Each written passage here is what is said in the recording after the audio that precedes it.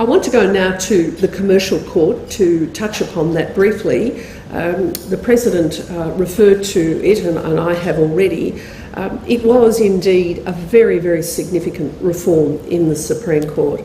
We presently have 7 judges sitting in the commercial court, supported by 5 associate judges, and very shortly we will be announcing the expansion of the commercial court so that all commercial judges will sit in the commercial court.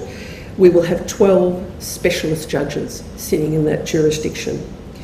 For those of you who are not familiar with the practice in that particular court, it is, I'd suggest, an excellent place to litigate or indeed to defend litigation. The moment the case is issued, it is immediately subjected to intensive judge management and control. And I described the commercial court when it was established as a litigation laboratory.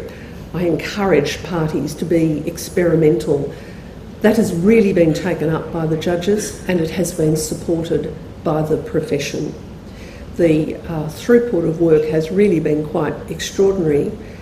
The commercial court, I believe, is the most significant magnet for the turnaround in litigation coming back into Victoria in recent times. Not only do we have the increase in cases being filed, but there is a focus on service to the litigators. Parties will come along. Sometimes they need a trial in a matter of days. Sometimes it's a matter that might require some weeks or some months of management.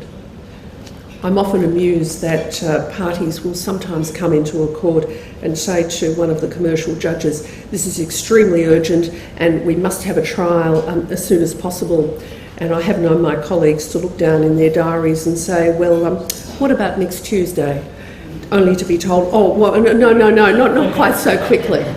But I tell the story to indicate that we are there to provide that super fast-track service when it is needed, the focus being on assisting dispute resolution and ultimately deciding the cases expeditiously.